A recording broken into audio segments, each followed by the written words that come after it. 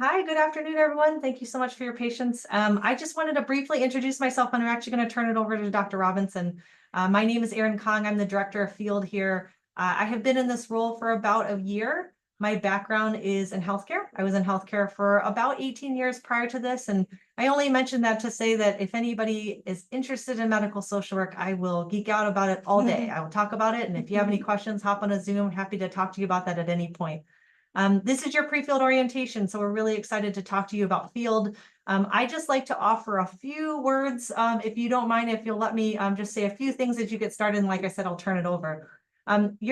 This school, why I chose field is because this is the practical application of your curriculum, and I think it's one of the most important parts of your work here in this program. I think when we're sitting in classes, though, the focus is often on ourselves, right? What are we learning? What are we getting out of this? How are we processing this?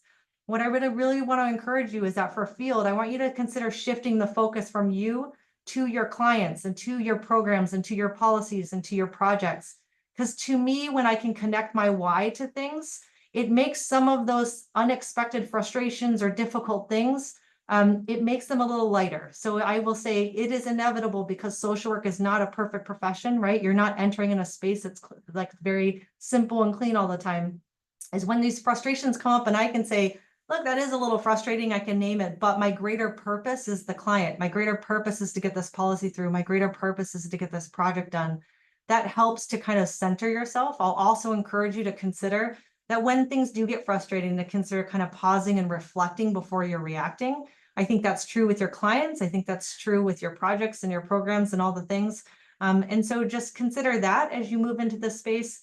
And then the final thing I'll share is, there's no perfect field, and the things that I learned from just as much of the things that didn't always go perfectly as the things that did. And so I often share a really brief story around, I was frustrated in my field and in a couple of my first jobs. And my supervisor actually said, well, what would you do differently if you were the one leading it? And so I was always reminded that, hey, if I had the opportunity, my sphere of influence grew, I would run this meeting differently, right? I would come prepared. I would, do all the things, come with an agenda, look engaged, all the things.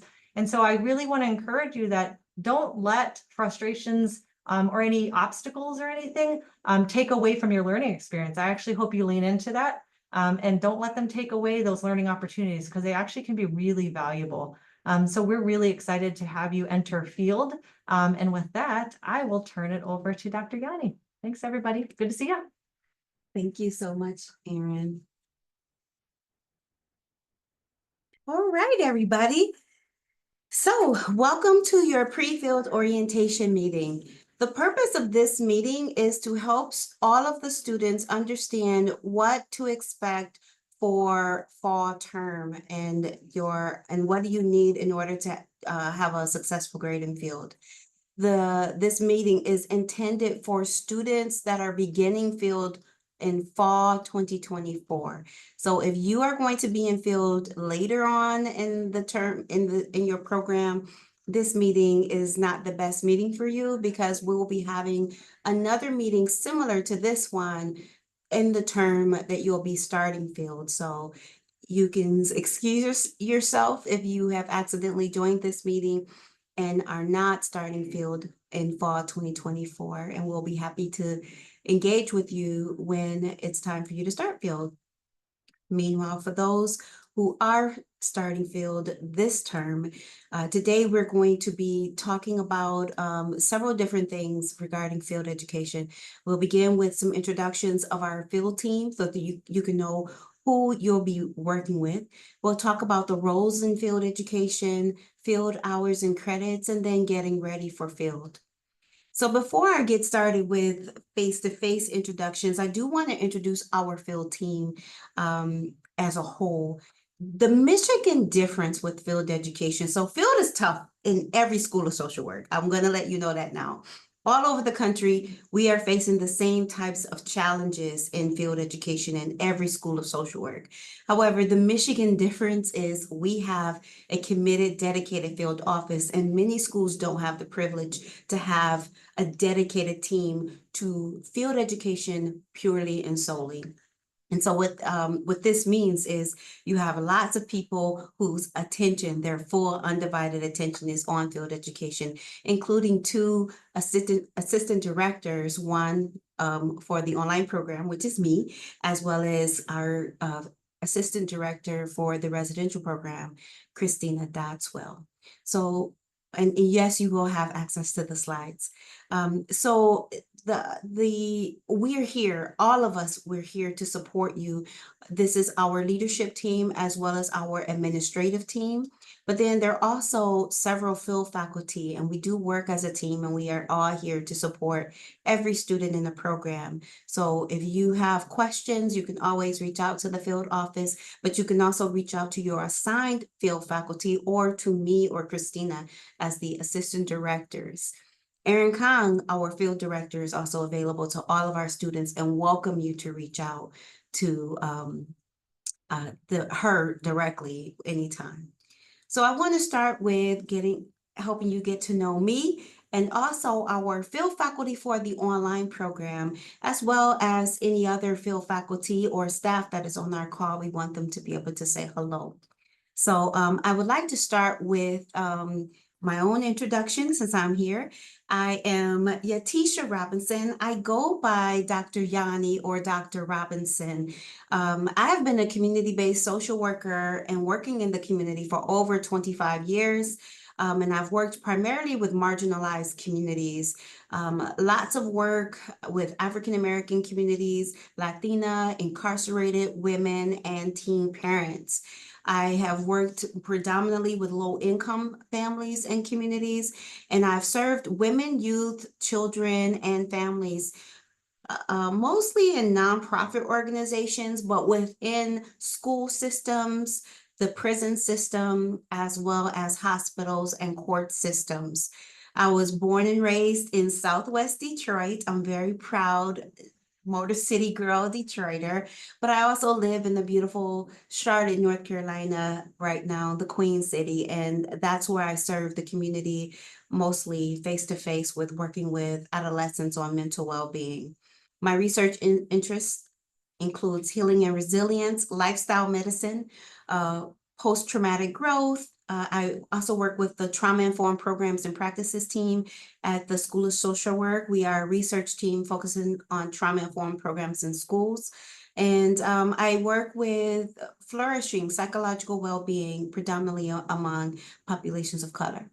So I'm going to now pass it over to Faye, or she can introduce herself. Hey everyone, welcome to Michigan, where it does get really cold, but it's still beautiful nonetheless. And welcome to the program. My name is Faye Sheton Adumbi, but I go mostly by Faye. It's okay if you address me as Faye. And I am a clinical social worker. I got my MSW from the University of Michigan here. I was in the Children, Youth, and Families pathway, and I also got a child welfare certificate. I've worked in international development, human rights, and as an activist. I have worked in the political sphere. I've also done some grassroots work as an intern, as an MSW intern. I had my field placement at the Washtenaw County Courthouse downtown here in Ann Arbor, and I worked with juvenile sex offenders and those kids who were in the delinquency program. I do have a background in refugee resettlement. I worked primarily as a case manager with victims and survivors of violence in the context of armed conflict. So those who were fleeing wars from Rwanda, Sierra Leone, and Liberia, and Iraq and Iran, and some other places. As a clinical social worker, I have worked in the ER. I've worked in trauma burn, and I have also done some private practice work. I worked predominantly with head and neck cancer patients. I've also done some research. I look at how head and neck cancer patients integrate cannabis into their regimen, their treatment plan. I've also held leadership and program management positions. So I think I've pretty much gone around all the spheres of social work, different social work practice settings. So welcome again. Thank you all. Thank you so much, Faye. And now I'm going to move on to Mona. Thank you. Welcome to the program and welcome to the University of Michigan. It's nice to see a variety from all over the US and including across the state of Michigan. As Dr. Yanni mentioned, my name is Mona. You can call me Mona. So a little bit about my professional background. So I hold a master's in social work with a focus on interpersonal practice and family systems intervention. My professional background includes serving as a family service worker and engaging in case management with low-income communities that also involved investigating allegations of abuse and neglect. I've also been involved in working collaboratively with families to prevent circumstances necessitating the protection of children in Ontario, Canada, as that is also a place I call home. And as a social work consultant, I also provided support to school social workers across Wayne County through mentorship, tailored professional learning opportunities to meet licensing requirements, facilitated workshops and trainings on suicide prevention, intervention, school threat assessment models, and evidence-based assessment models. I also bring over a decade of experience as a fully approved school social worker. I specialize in working with students with disabilities and multilingual learners. My expertise encompasses working with Arab American, Middle Eastern, immigrant, refugee, and Muslim mental health, as well as telehealth and community mental health. And my areas of interest and expertise include suicide prevention, intervention, postvention, school safety and threat assessment, trauma-informed care, special education, psychosocial assessments of children and youth, and school-age children and cultural diversity. Again, welcome to the program, and I'm excited to work with you all. Thank you so much, Mona. Mona and Faye are the newly appointed field faculty for the online program, where they are going to be working exclusively with online students. So it's a real treat and an honor and privilege that we get field faculty with this specialization, because placing in the online program is really, really different from residential placing, and it's just more difficult. And it takes specialized knowledge. So we're really fortunate that our school supported the hiring of 2 new field faculty that can be committed to supporting you moving forward. So now I'd like to talk to you about field education. So I do want to be transparent and let people know what to expect up front, because it really does help people understand what's expected of them, as well as not to be frustrated when things aren't going the way they thought it would go. So I want to start by sharing that field education is the applied learning or the real world training portion of the MSW social work curriculum. I want you to be aware that we work to try to support people in thinking about their careers and developing skills for their careers. However, field education is not intended to be a first career experience. So what this means is that students may or may not be placed in a field site where they are in a field site that aligns with their career interests. For example, if you want to be a therapist, you might be placed in a case management site. Or if you want to work with elderly people, you might actually be working with children. And the reason why that is our goal is to give you an opportunity to work in places that challenge you in a space where you can practice what you're learning in the classroom, basically. So if you're learning assessment in the class, we want you to be able to practice that. And in all honesty, you can do that anywhere. Importantly, we want you to understand that oftentimes what determines where you work after graduation, it's not what you've done in your field placement, and it's not what you want to do. It's more so the job market and the transferable skills that you have that apply to different job markets. So in my last conversation that I had with a group of students, I wanted you to know that this is good for you, because if you are focused very solely on this is what I want to do in my career, I only want this thing, you will not be prepared when that opportunity doesn't exist for you when you graduate, and you have to lean into other types of jobs that you didn't know you want to do. For example, I was a community change pathway student, and when I graduated, I ended up working in pregnancy and adoption. I never dreamed that I would be working with pregnancy and adoption. I didn't plan on it. I had no desire to whatsoever. But based on my network and the job market, that's where I was able to land my first job. And guess what? It turned out to be the greatest learning experience that I could have possibly had. I could not ask. I lean on the things that I learned in that job to this day, every day. It's amazing. One thing I will say that I really appreciated about working at Catholic Social Services as my first job, it was a comprehensive social work agency. So just to give you a little something for free, I found that I learned so much working at a comprehensive agency that does a lot of different things under one roof. And that helped me get prepared for my licensing exam, which I do recommend that everybody take the licensing exam just in case you need it. I was a macro social work student, but I got my license because this is what was advised for me to do, and I follow that advice. And every job that I've had since I graduated required a license. So I'm really happy somebody gave that advice to me, and I was not in a position to be unemployed. I needed to be working, so I got the license, and thank goodness I did, because I've depended on it ever since. So just a little piece of advice that was offered to me, I'm going to offer that to you. But I also hope you understand that this is why, you know, my field placement was macro, my work and pathway was macro, and then I've been in IP jobs ever since. So it's important to understand that the job market is really important in determining what you do. The point of field education overall is to provide you an opportunity to take classroom learning and practice these concepts and skills in the community where social work is taking place. So just keep that in mind. That is our primary goal. Now, I want to talk to you about the field education team. You as the student will be supported by multiple individuals, and each of them might sound similar, but they're a little bit different. So your field faculty, think about faculty as associated with the University of Michigan Educational Institute. So that is the person that will be working here at Michigan to support you, and they will be giving you your grades.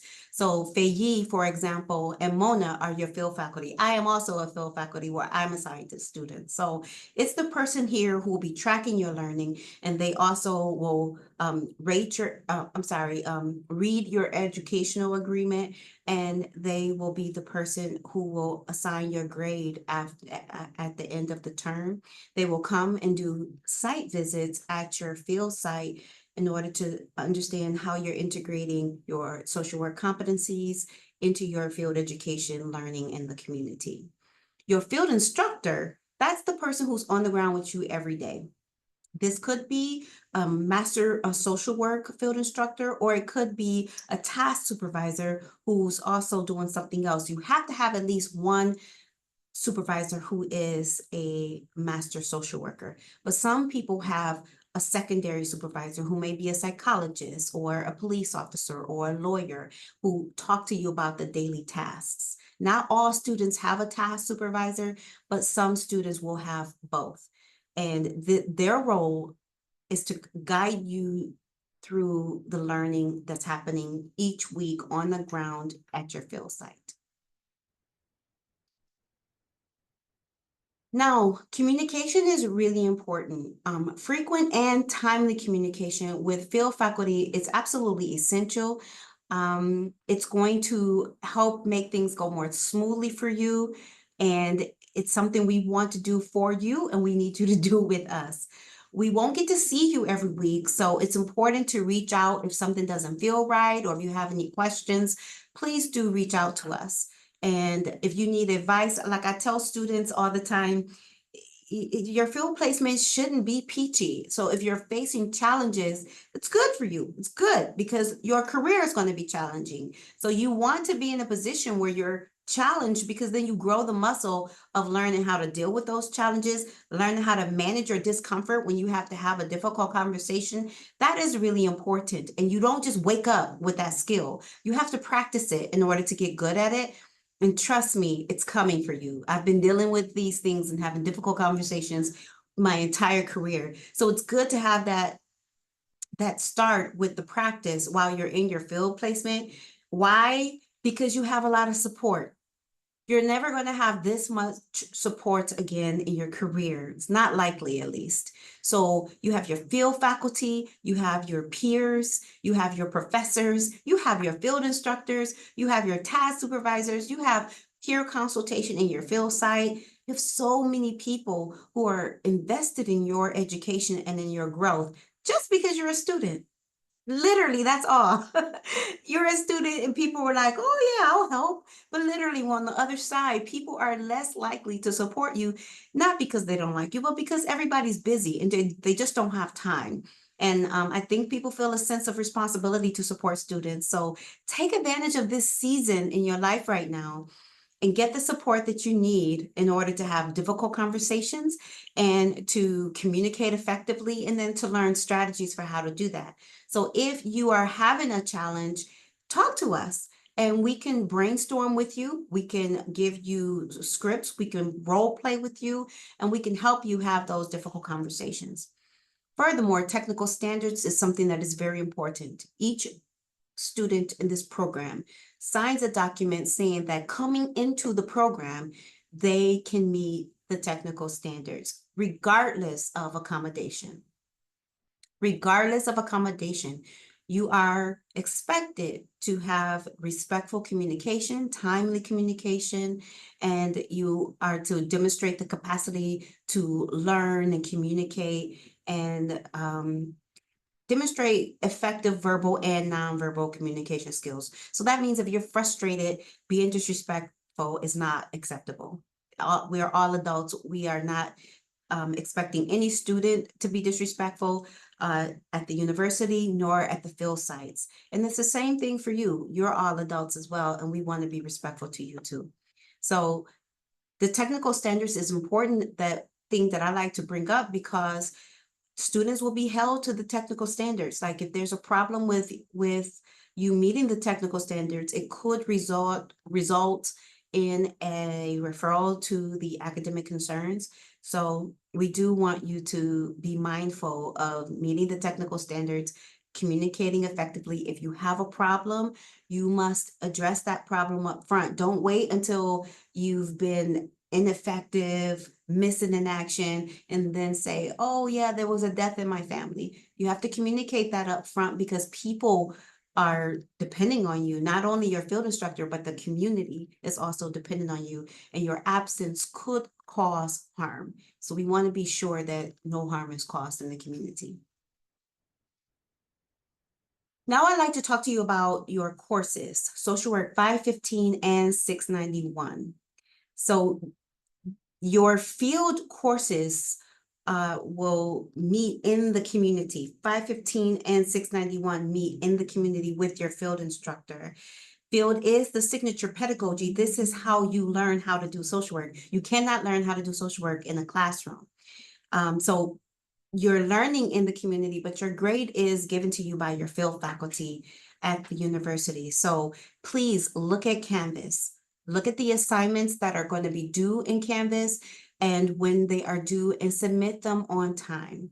And then you also want to make sure that if you have a Zoom account, that you're going to be doing Zoom, your Zoom site visits, your virtual site visits, please make sure that your Zoom is updated, that you can actually be where you need to be on time.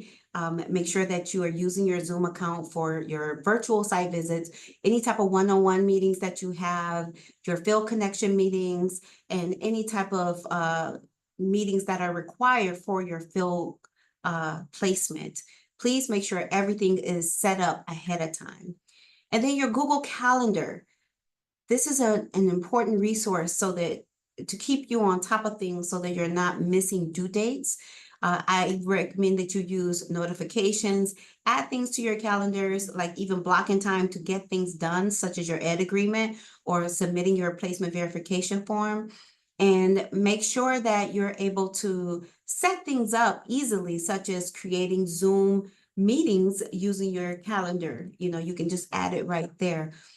So there are resources available to you to help you navigate scheduling and time management and organization throughout the systems that U of M is providing you. So please do use that and yeah, access the tools and understand what's due and get it done.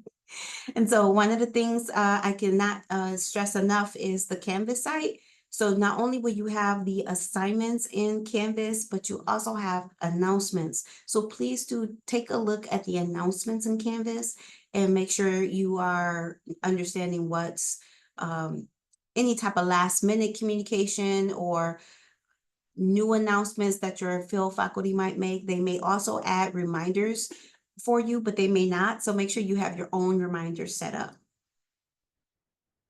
Now I'd like to talk to you a little bit about the CSWE social work competencies. This is really important for your education because this is what determines that you are a competent social worker who deserves a Master of Social Work degree. It's the 9 competencies, and the University of Michigan track your competency development through your educational agreement.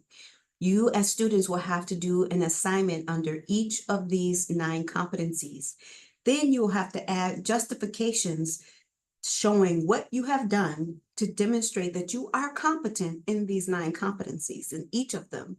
So it's important to think about all the time, what am I doing in field and where does it fit along the spectrum of my competencies? Some of them might fit in multiple competencies. For example, you might be doing a policy brief and so that you can do a gender inclusive policy at your field site. A part of that might be researching what is already there at the agency and researching gender inclusive policies that have been implemented elsewhere. So you can be using that research under both of the competencies, just in 2 different regards, like the research in the previous competencies the previous policies, gender inclusive policies might go under the research competency, but then how you use that research to develop new policies will go under the policy competency. Does that make sense, everybody? We can also support you in competency development if you need help with this, but this is definitely an area that you have to be mindful of because this is going to be with you the whole time you're in the program. In the right-hand column of the educational agreement, you're going to have some practice behaviors that kind of help guide you in competency development under each of the competencies. Again, this is established by the Council on Social Work Education. So this is something that can be helpful. And if you have any questions about that, please contact your field faculty because they can help you brainstorm and find new, make those connections, help you make those connections. Let's see. The assignments for our field course is going to start with our placement verification form. The placement verification form is like a 1-minute approval of you that your field instructor will have to do. And it basically says that you are where we think you are, and it shows your field schedule. This is really important if you are in a remote only placement or in a placement that's hybrid where you may not always have the same schedule. Write down when you're going to be in field and put it on the placement verification form and then stick to it.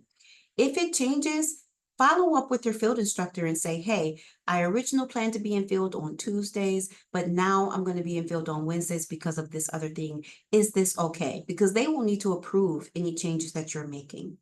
So it's going to your placement verification form is going to be submitted at the beginning of the term, and we'll have that the due dates. I'll talk to you about that in a moment. And once it's submitted, it will then unlock your educational agreement so that you can see those 9 competencies, the possible assignments, as well as those practice behaviors on the right-hand side.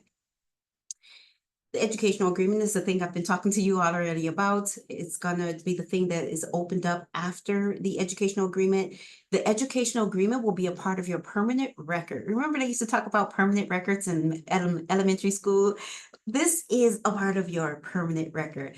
So when you graduate, your ed agreement will still be here with your transcript. And it is the evidence that you deserve an MSW. So if anyone ever challenges your MSW, you have evidence that no, I did a field placement, I practiced and developed my competencies in the social work competencies. And this is the proof. This is what I actually did. So take it seriously. It might not feel important to you, might just feel like another thing to do, but it is one of the most important things that you can do in this program.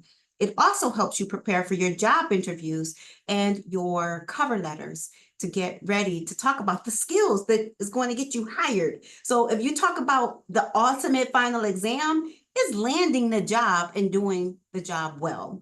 So this is really important, everybody. Keep this at the forefront of your mind and keep in mind what you're doing and where it fits within the educational agreement, because those are the very skills that you concretely that you want to talk about in your job interviews to help you land a job. I'm going to tell you this for free as well. When I was in the community interviewing emerging brand new social work students, one of their biggest mistakes is they were trying to sound smart like they do in the classroom. It's the most ineffective thing you can do in a job interview, because the field instructors, the employers, the people out in the community, they are far removed from school. They've probably been practicing for 15, 20 years. They don't know the jargon and stuff that you're talking about. They want to know concretely, what are you going to do? How do you deal with conflict? How do you deal with clients who won't return your call? How do you deal with challenges when you don't know what to do? Do you complain? Do you whine to everybody who will listen and want to incite a riot? Or are you solution focused, trying to find out how do you make these things happen and how do you make it better, right? That's what they want to know, real concrete stuff. So it's a mistake to go in to try to sound smart versus to demonstrate and show that you're smart, show that you're skilled. Demonstrate that through anecdotes. This is what I have done very concretely. So this is where the ed agreement is magical for you. I'm telling you, this is good stuff. I'm giving it to you for free. I hope you believe me. The next thing is going to be your site visit. This is a place where you could talk about what you're adding to your ed agreement under your justifications, what you're learning, and how you're integrating your coursework into field. So those are things you want to be thinking about in your justifications, is how are you integrating your coursework into field, because you will be asked about that during your site visits with your field faculty, who will have a virtual or in-person site visit with you and your field instructors. Okay, next will be field connections. Most field faculty require at least one field connection meeting, and those dates will be in your Canvas site, and how to sign up for it will be in your Canvas site. So please choose from one of those, because if you do not complete that, you will get a marginal grade in field, and you cannot pass 691 and graduate if you have a marginal grade in field.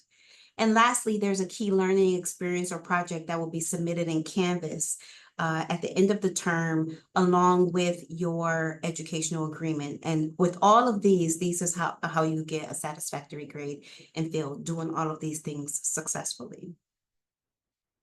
So your very first assignment is your placement verification form, and it's going to be available at the beginning of fall term so that you can submit that. And once you submit it, you will need to get it approved from one of your field instructors, not both of them, just one of them. And it's a 1-minute approval.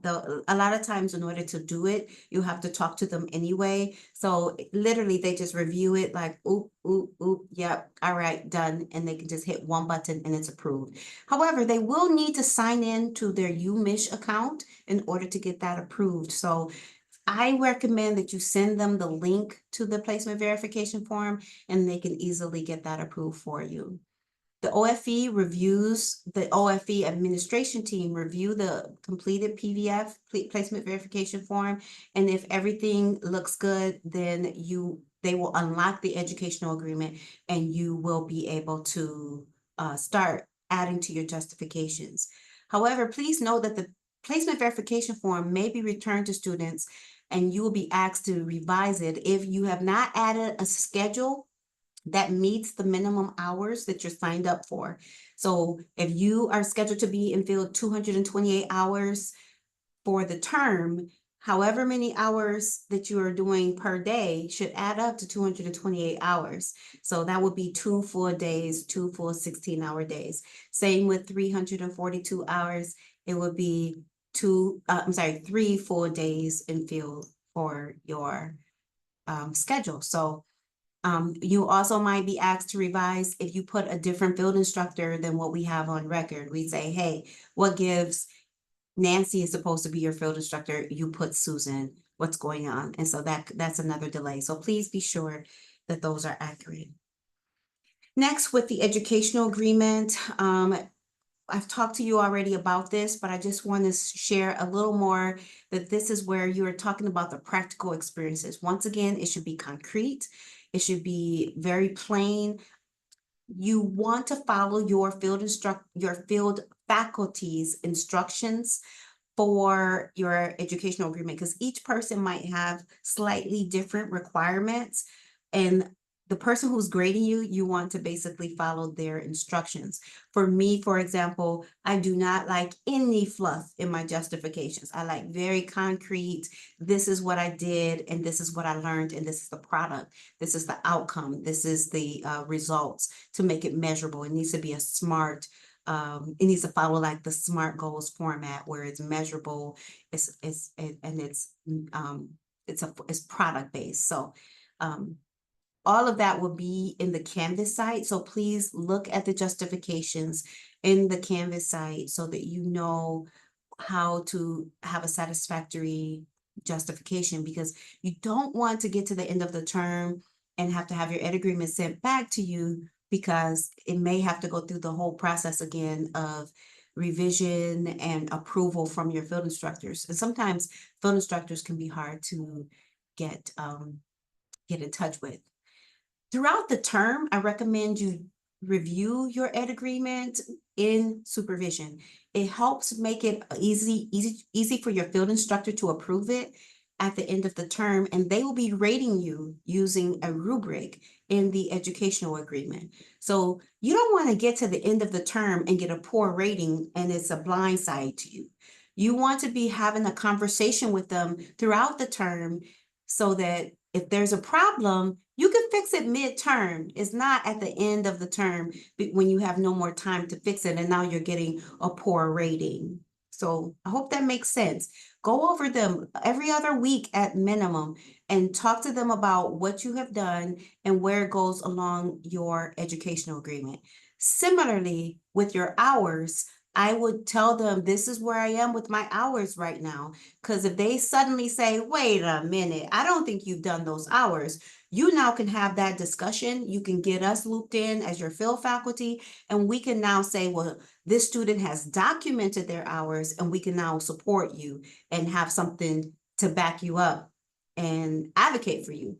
But if you are not having that discussion, if there is nothing documented showing what you did, when you did, and for how long, it's very difficult. We will have to just go with the field instructors account of the story, because there's nothing we have to support you. So please go over your hours with your field instructors in supervision, as well as your educational agreement, to make sure that you are all on the same page. It's really good communication.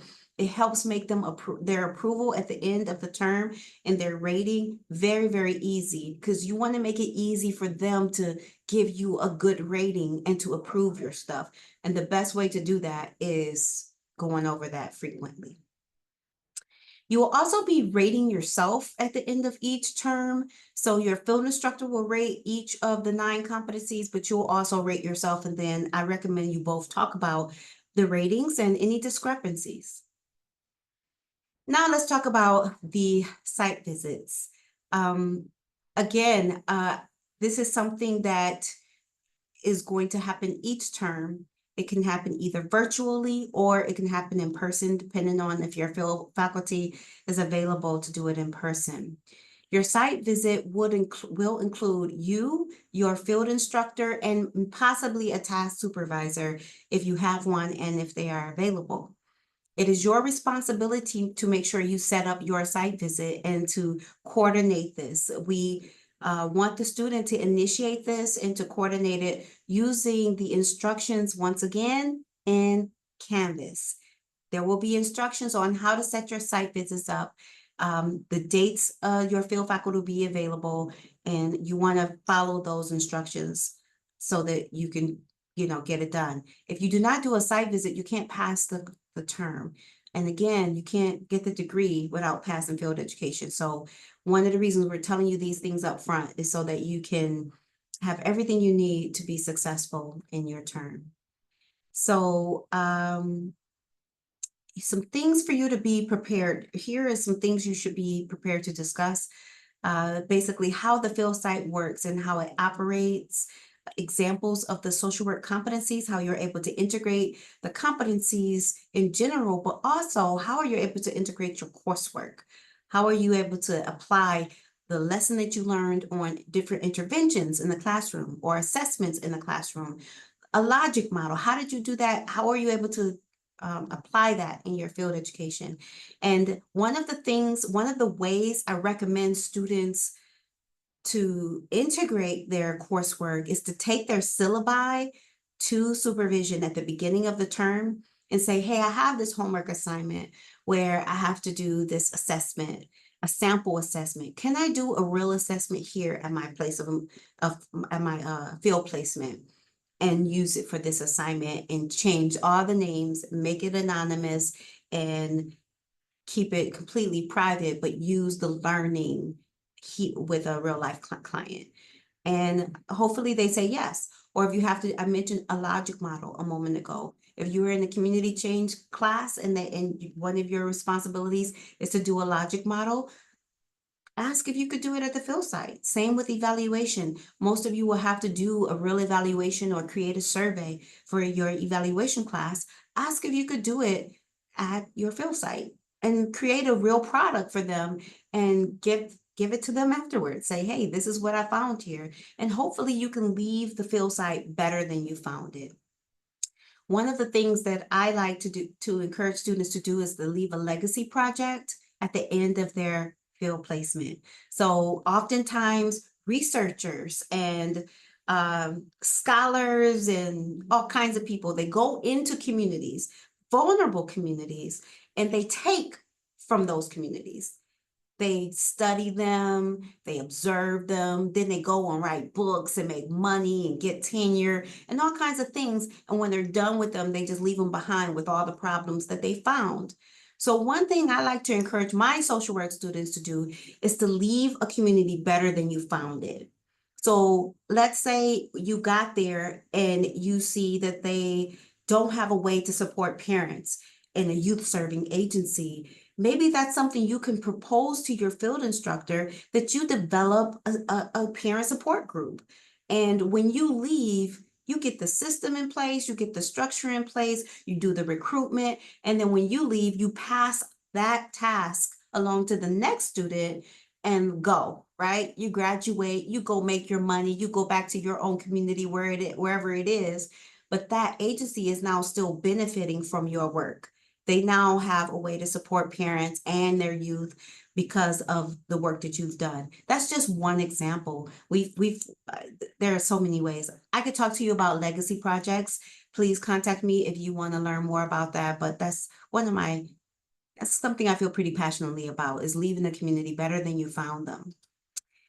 All right, next is field connection meetings. I touched on this a little bit about most of the time, at least one is required based on what the field faculty's instructions are in Canvas. So In Field Connections is encouraged that you bring your questions and any concerns that you might have. If you have any ethical dilemmas or concerns, that's a great place to talk about them as well. But you can also reach out independently and talk about that with your field faculty. You can send an email and say, hey, this is what I'm dealing with and I have a challenge. Can you help me with it? So that can be done either in Field Connections or independently with your field faculty. We also might talk about career planning, licensure, and listen to other students' experiences during Field Connection meetings. Field Connection meetings do count towards your field hours, so you would want to share that upfront with your field instructors that you're doing that and that the field office counts those as hours. Your key learning experience is a reflection assignment that happens at the end of each term, and you will submit that in Canvas. So please do review the syllabus, also the assignment in your Canvas site. It's usually 1 to 2 pages in length. So some people do have submitted videos for those. Please look at whatever the options are in your Canvas site so that you can know how to submit your key learning experience at the end. So if you're in an employment-based placement, meaning you are in a placement, a field site where you also work, please remember that you are focusing, the field portion of your employment is learning-based. You are focusing on the development of the knowledge and the integration of knowledge and concepts from your coursework. You're developing the competencies, and you're also using the social work code of ethics and the technical standards at the School of Social Work. All of this is being integrated into your employment site. So if you are in an employment-based placement, it's not business as usual. The thing, a bachelor level job does not qualify as a master level field placement. What makes a bachelor level job qualify as a master level field placement is the integration of master level coursework, concepts, and social work competencies and principles into that bachelor level job. Now we've bumped it and now it can qualify.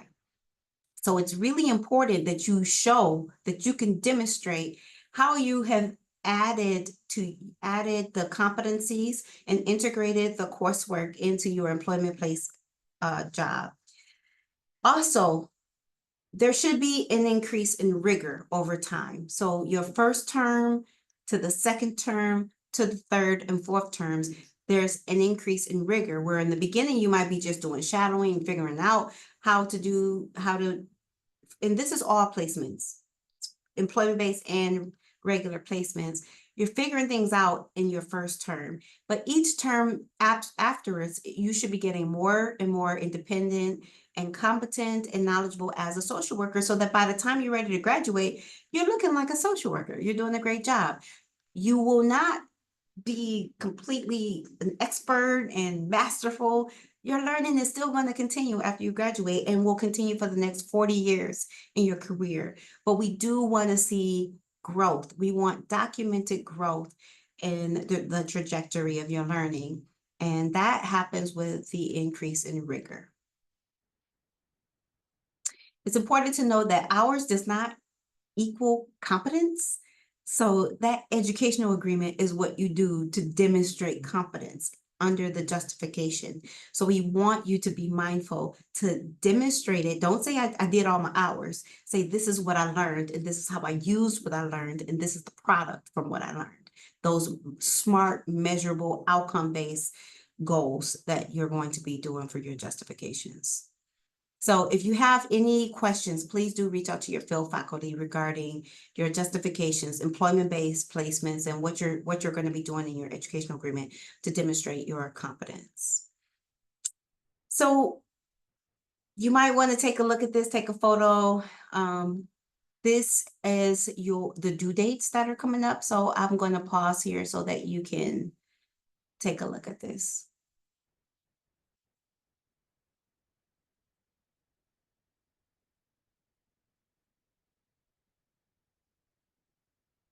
The first one is going to be that placement verification form, which is going to be September 24th.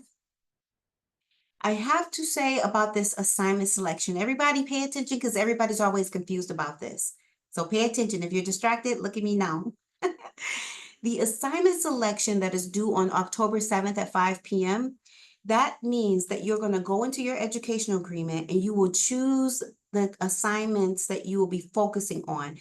What you'll have to do is select one assignment for each of the 9 competencies. That's it. Prior to this, you may have already begun adding justifications, but by this date, you should have chosen the assignment under each competency that you want to focus on. You will not need to submit anything. You just need to choose the assignment so that we can be working, so you know what you're working toward that term, okay? So please do not panic, like, where do I submit this? Because you're not submitting it, you're just choosing those 9 assignments. You do not have to wait till October 7th to choose them. You might at the very beginning of the term know what you want to do and discuss that with your field instructor maybe in September. Select it then, but no later than October 7th. And then key learning experience for most is going to be due November 18th. But please do check your Canvas site for that due date, because I will say that my due date is different from November 18th, it's later. So if you're my students, it'll be different only because my student load is different and I am the assistant director and I'll be doing things a little bit different. So always check your Canvas site with your field faculty and follow the due dates in the Canvas site. And then the educational agreement due dates is here as well. Your site visit is going to be once per term, and instructions for how to set that up is going and schedule it is going to be in Canvas. You do not want to miss that. There is no way you can pass field if you miss your site visit. So please get that set up as soon as possible and show up and make sure your field instructors have that information that they are able to show up. It's very important. And then field connections. Then I want to share with you some dates. There's a fall study break on October 14th and 15th. Thanksgiving break is the 27th through December 1st. And then the last day of classes is December 9th. And the last day of field education is December 13th.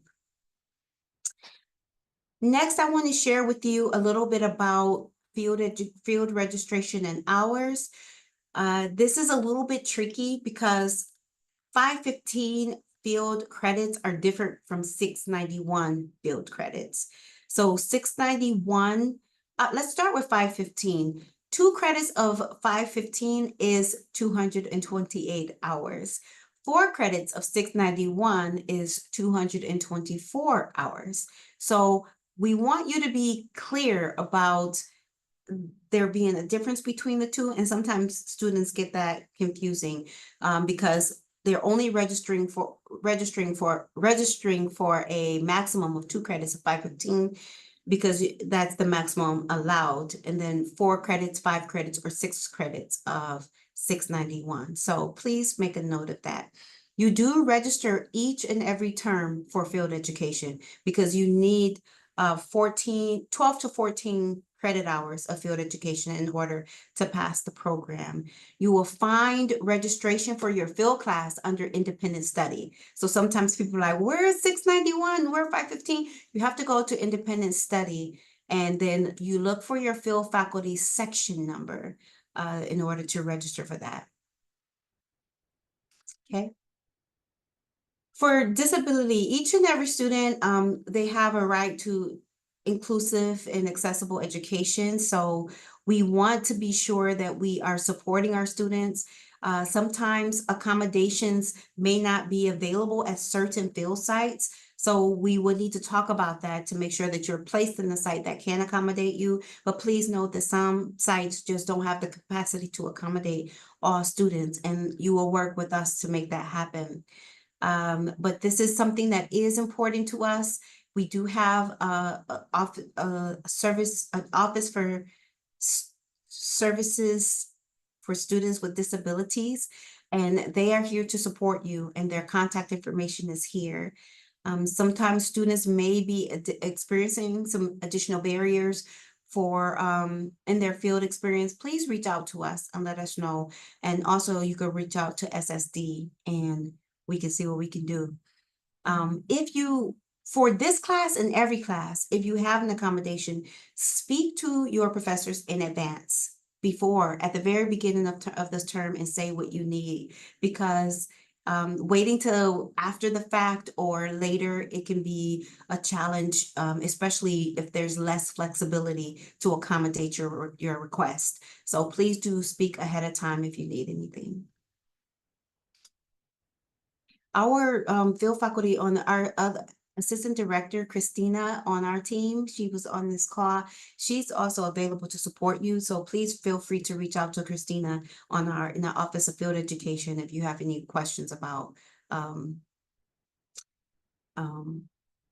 accommodations.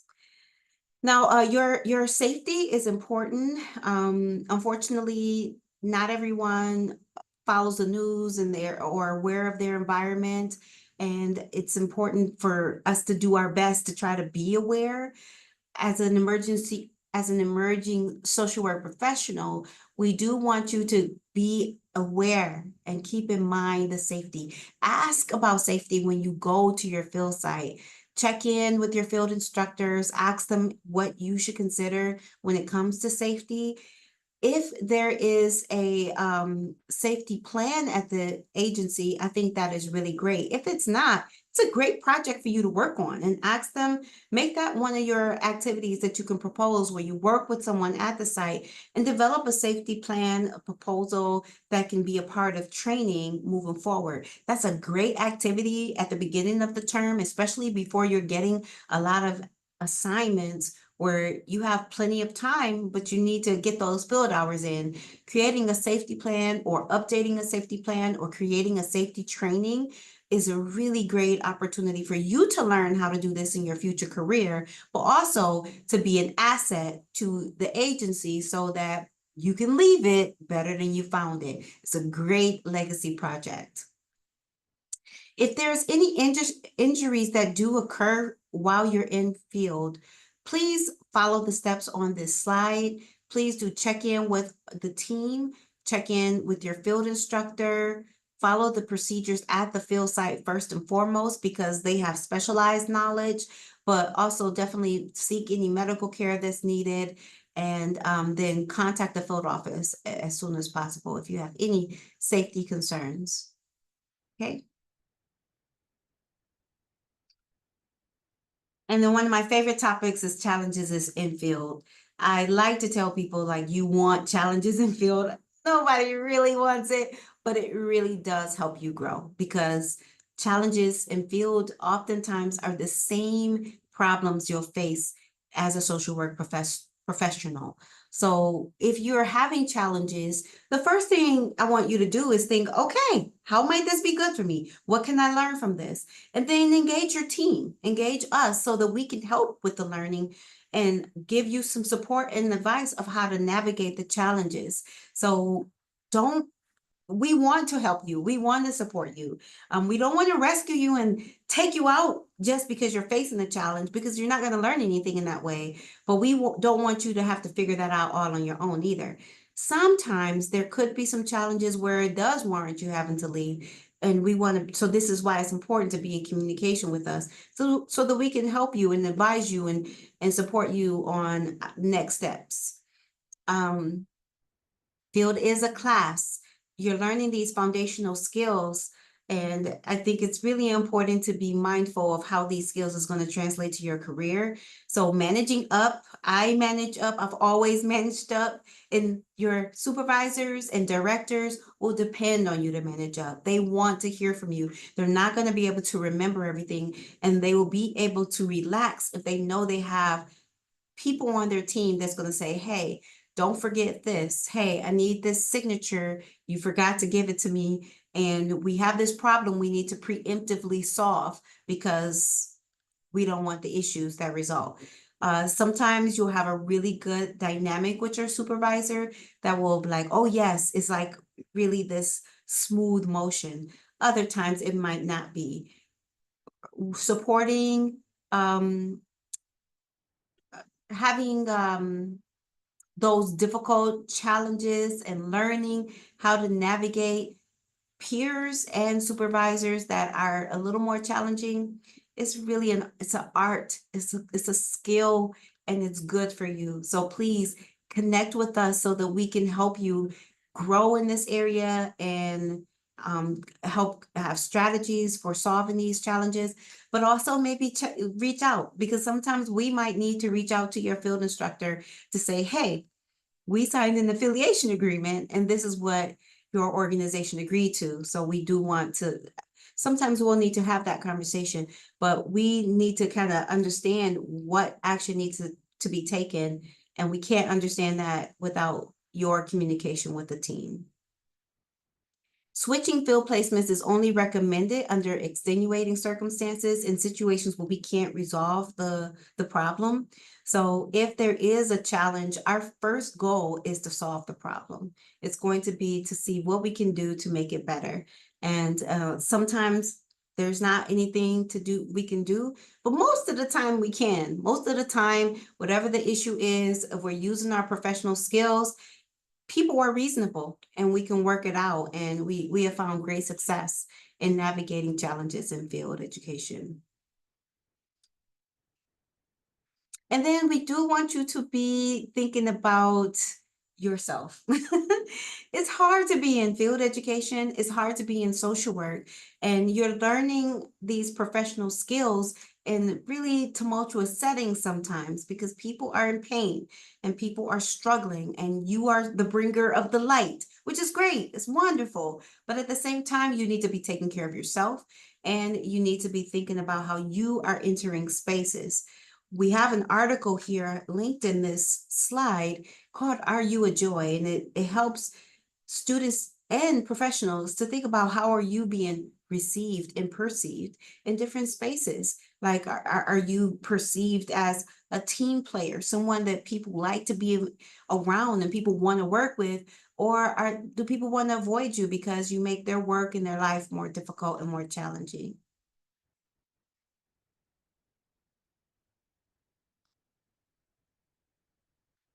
All right, and so we do have a list of to-dos for the first week in field as a learner. So the first thing, first and foremost, you've heard me talk about the Canvas site multiple times. So please read and share your Social Work 515 and Social Work 691 syllabi with your field instructors. Let them know what we are expecting so that they can support you in getting those things done. You want to be really, really clear about the Canvas sites as well. Look at the assignments that are due. Look at the nuances of how your field faculty want you to get those done, the due dates, and you add those due dates to your calendar so that you are making sure that all of the requirements are fulfilled. Everything you need to get a satisfactory grade in field is in the assignments tab. So if you are lost, go to the assignments tab, number one. Number two, go to the announcements tab just to see if there's any nudges that your field faculty is giving you. Make sure you're thinking about relationship building relationships with your field faculty and colleagues and peers at the school, but also the field instructors and in the community. Social work is a small community, and it's getting smaller and smaller with the online community because we are talking to each other all across the country now. And so please know that your reputation does precede you. So please be sure to be mindful of your reputation. Once again, how you're entering spaces, and know that, if someone calls and check in on you, you want to be a person that, people say, oh, it was a joy to work with this person. We want to hire them ourselves. You want to think about that, build those relationships. My first job came from my field faculty, Bill Vanderwill. He was my field faculty at the School of Social Work. I came by just to say hi to him on one day. I was looking for a job, sat down in his office. Yeah, he said, what are you up to? I'm like, oh, I'm just job hunting, trying to find a job. And just that day, somebody had sent him over and said, hey, we have a job announcement. And he said, hey, I know exactly where you should go. And just that piece of network, by the way, guys, I was filling out applications 8 hours a day for 2.5 months at that time. I could not believe that it was so slow. I'm like, what is going on? This is not what I expected. But it's a lot about network. That's what I learned at the time, that the people in your network is who land your jobs and it's really your network. So, but I digress. Please do keep in mind your network and building relationships as you're in this program. Don't forget to complete your placement verification and set up your supervision meetings with your supervisor. So reach out to them, and now that you have your class schedule and things are getting moving, and find a date where you're meeting with your field instructors on a weekly basis. And make sure you create some type of supervision agenda and also a tracking sheet where you track what you're doing and your hours, and share that. I like to create it in Google Documents, and then you can share it with your supervisor. So there's never a question about what you're doing and how you're spending your time. All right, please do not forget the technical standards and the code of ethics, because we hold our students to both of those documents, and ask for help. And we're here for you. I know sometimes it can be a little nerve-wracking in this process, but we want to see you win. We are really invested in your success. So the whole point of this meeting is to kind of get you ready for moving forward and having success in field education. So please know that we're here for you. And that's all I have. I want to stop now and see if anybody has questions for me, and let's go forward.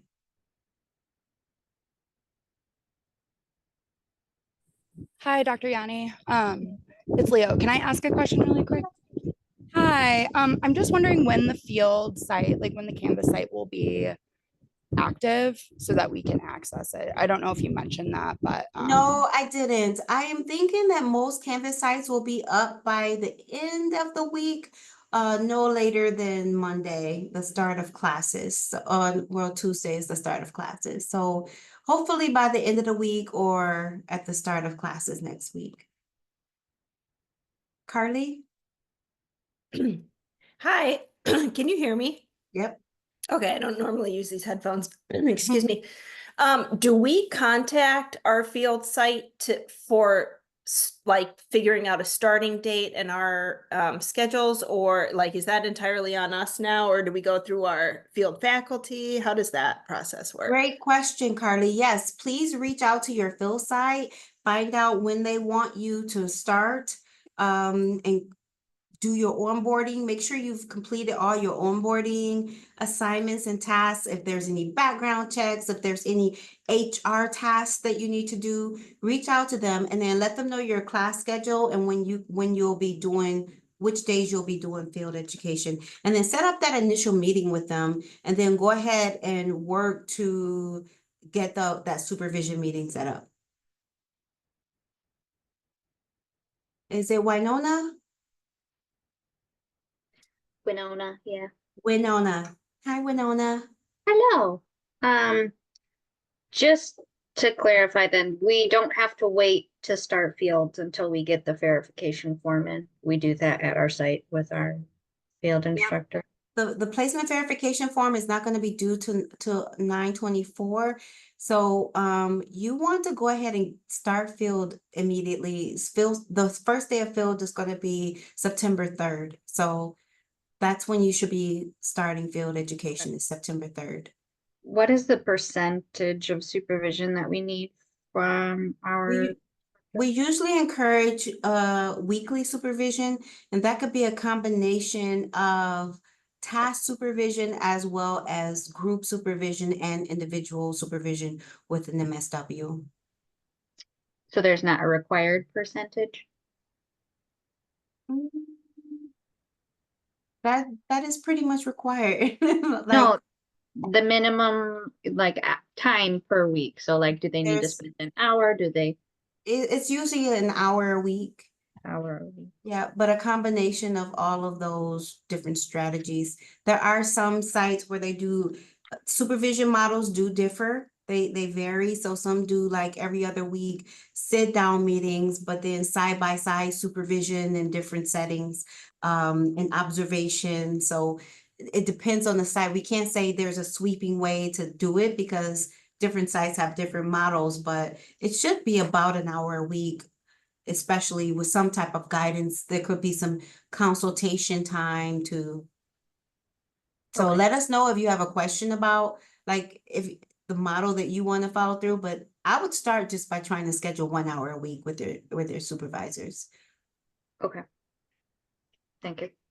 All right, Simona? Dr. Yanni, I'm sorry, just real quick, we've had a lot of questions about students asking if they've started field this week, if their hours count. So I know individuals who are doing the school social work path, a lot of times onboarding, depending on when the school year started, typically they start the week before September 3rd or before Labor Day.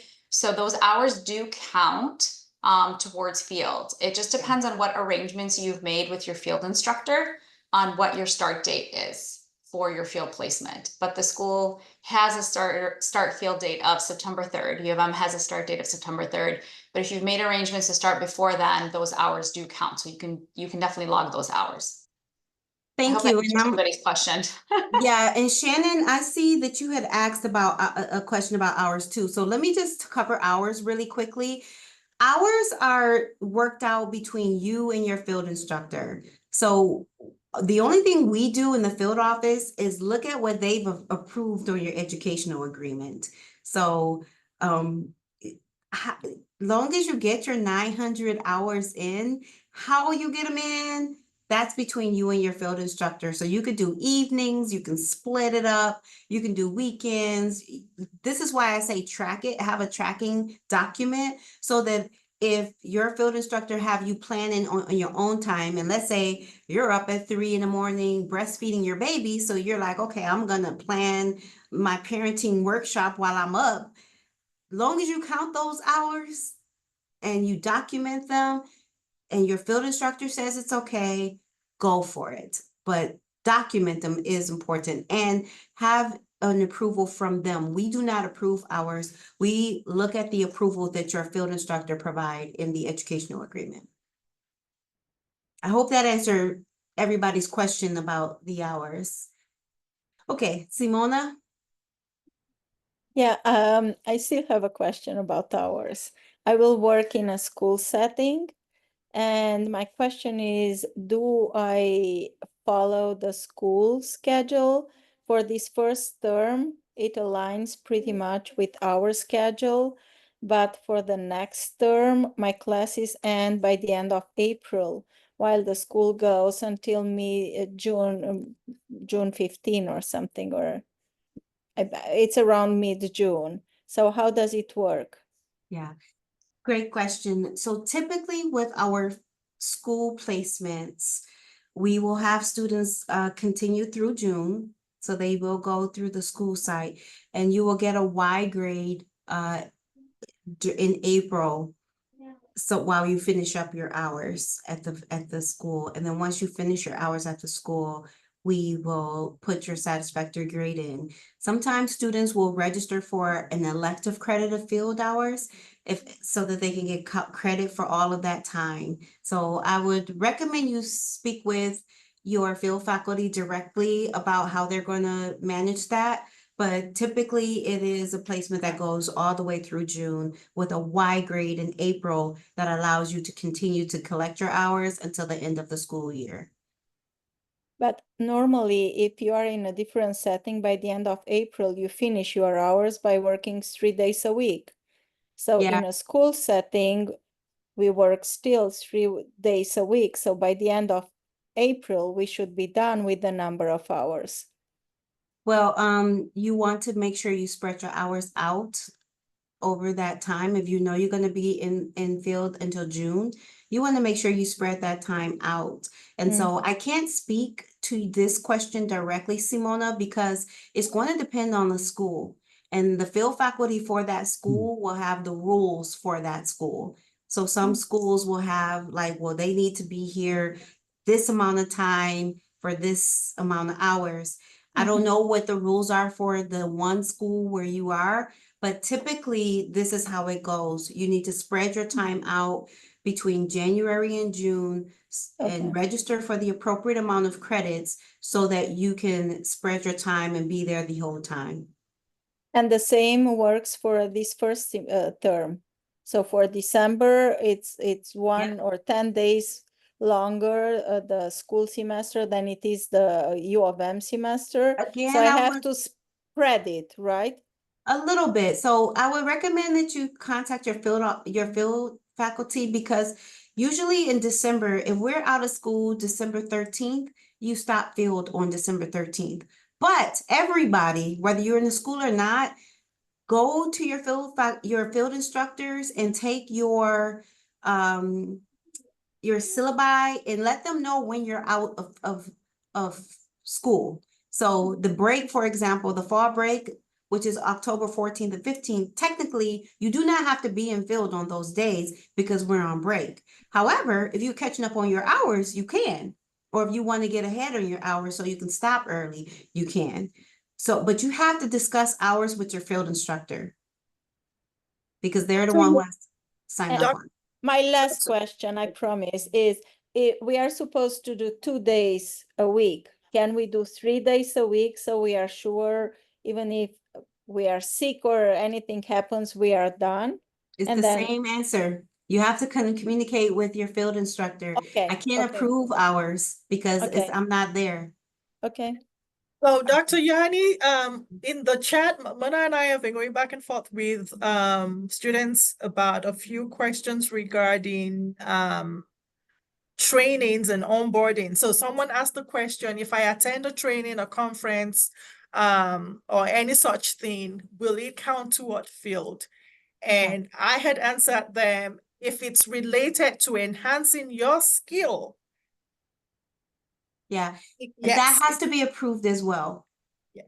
So any hours, any tasks has to be ahead of time. You need to tell your field instructor, there's a training on this. Can I count this as field credits and add it to my ed agreement? It will need to be added to your ed agreement. And if your field instructor approves it, then you may count those hours.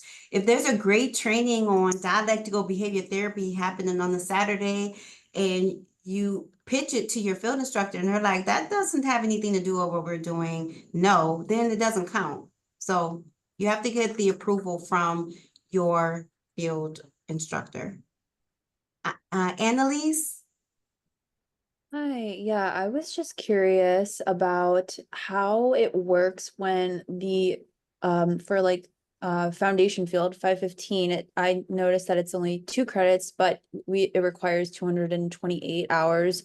But then for the advanced field, like I think it was 691, it was less hours, but Yes. 4 credits. Like how does that work?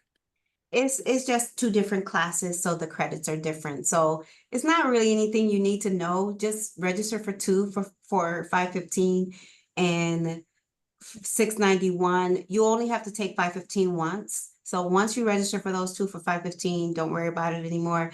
And then for 691, it's different. There's a technical answer to that. I don't remember all the details and I don't want to try to find it in my brain because I don't know that it's relevant to your education. I don't know Okay. that it'll help make any life easier for you. So what the answer that will make life easier for you is to register for 2 credits of 515. Once that's done, you'll only have to focus on 691. And what makes it easy for you is to follow your course plan. So if you're supposed to register for 4 credits of 691, register for 4. If you're supposed to do 6 credits of 691, register for 6, because that is what's going to be your graduation audit. They're going to see if you register for what you were supposed to register for, and that'll help you to graduate. So is Okay, that helpful, Annalise? yeah, I think the main concern was I just wanted to make sure that I wouldn't have to be doing more hours of field beyond like once I'm done with 515, but it sounds like I won't, and I will have to actually do No, less. you will only do 2 credits of 515 maximum, and then all the rest will be 691 credits, and it'll be based on your curriculum schedule. Okay, right, but like the hours in field for the term, it's like not gonna ever be more than 228 hours. It depends. If you register for, so 228 is for 2 credits of 515, Mhm. which is 2 credits, 16 hours a week. But if you register for 3 credits of 691, it will be 3 days a week and not 2 days a week. But if you register for 4 credits of 691, that's still 2 days a week. Okay, thank you. You're welcome. Lena? Yes, correct. Okay. So I have a couple questions. The first one is regarding to the key learning experience assignment. I'm still a little confused. So what kind of stuff are we supposed to choose from? Yeah, For the educational agreement?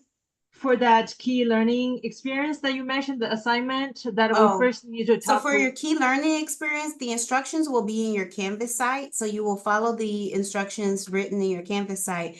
But it's basically any aha moment, any big moment in your education. You can choose whatever you want to focus on, and you will write about the learning, the experience of it. So let's say you were in field and you were able to help pull off a community support day where you provide supports for the community. You were really proud of that work and you learned a lot about the process. You would then focus on that and write about it in a 2-page reflection. Okay, so Anything you want, though. You can choose any topic you want. right, but then it has to be fulfilling those competencies, right? You listed the 9 competencies. Is that connected or No, related or the key no? learning experience is a little bit different. So the instructions for the key learning experience, that's one project. It doesn't Okay. have to talk about all 9 competencies for your key learning experience. But- So So what about the competencies? the what I 9 was supposed to do? competencies, what is your question about the 9 competencies? So what I was supposed to do with those 9 competencies, what assignments are related to the 9 competencies? When your educational agreement is opened, you will choose one assignment out of maybe 4 options. Okay, And you'll see those options once the ed agreement is opened for you. sure. And then you will do things in field to fulfill the general competency, but also the assignment. So what's the difference between that and the key learning experience then? The educational agreement is based on the 9 social work competencies that you Right. have to integrate into all of your social work learning to get an MSW. And a key learning experience is one experience that you want to highlight, one Gotcha. learning experience that was meaningful for you and you would like to highlight for the term. Okay. The other question that I have is the PVF. So that's the placement verification form Mhm. that I already submitted it. The thing of it is, I'm not sure all the information I submitted was correct. So it's in the pending review from my field instructor. So at this point, if anything that I submitted is incorrect, what am I supposed to do next? You can reach out to your field instructor and let them know that you submitted it and ask that they review it. And then if it's incorrect, yeah, it's okay to pop off. If it's incorrect, sorry, I was reading the chat. If it's incorrect, they can return it to you and you can resubmit it and then they can approve it, the correct information. Got you. Thank you so much. You're welcome. Deborah? I'm just curious if like all these assignments are going to be similar or the same going into 691. They are a little bit different from 515 and 691, but the gist of them, the competencies are the competencies. So remember I was talking about building the rigor.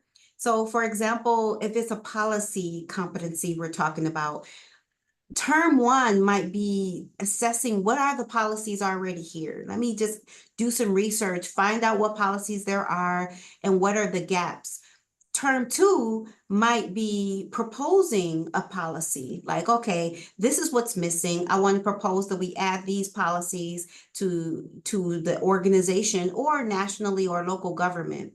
And then term 3 might be evaluating the policies or testing examining how well we can implement it and how to actually enact the policy. So each term, it gets harder and harder. So that's just an example of rigor increasing. The competencies are similar, but the rigor increases over time.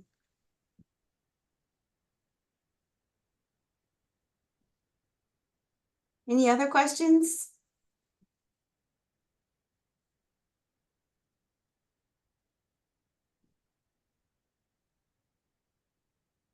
Thank you, Josh. Great idea. Josh mentioned that there is a sample of the educational agreement in the pilot example in documents in Canvas section of Field. So thank you, Josh, for that. Any other questions?